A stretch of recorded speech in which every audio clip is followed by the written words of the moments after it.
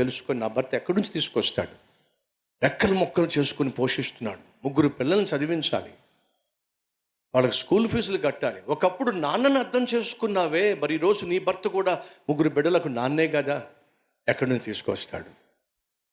ఇంతమంది బాధ్యత అలా మోస్తాడు. మాకు వచ్చే జీతం ఎంత, మాకు వచ్చే రాబడి ఎంత?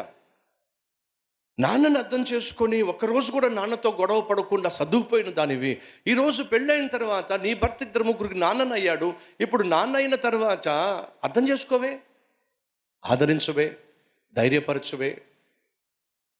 అదేమిటో వాళ్ళని చూసి వీళ్ళని చూసి చేసుకోక ఇలాంటి పనికి మాలిన వాడిని చేసుకున్నాను. మరి పనికి మాలిన వాడిని చేసుకోకపోతే గ్రీకు వీడిని చేసుకోవాల్సిందిగా నువ్వు, ఏ మహారాజును చేసుకోవాల్సిందిగా నువ్వు మహారాణి అయితే నువ్వు మహారాజును చేసుకోవాల్సి ఉంది. నీకున్న స్థితిని బట్టే తగినవాడే దొరికాడు నీకు. ఈరోజు ఆ భర్తను చూసి నువ్వు గొడవ పడితే ఏం లాభం? నీ పిల్లల ముందు నువ్వు గొడవ పడితే ఏం లాభం?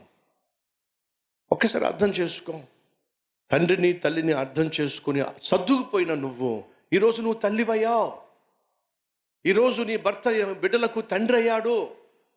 ఆ తండ్రిని గురించి నువ్వు ఆలోచించి సర్దుకుపోగలిగినట్లయితే నీ కుటుంబం పరలోకంగా మారుతుంది అనే వాస్తవం మర్చిపోవద్దు. సహోదరి సహోదరు.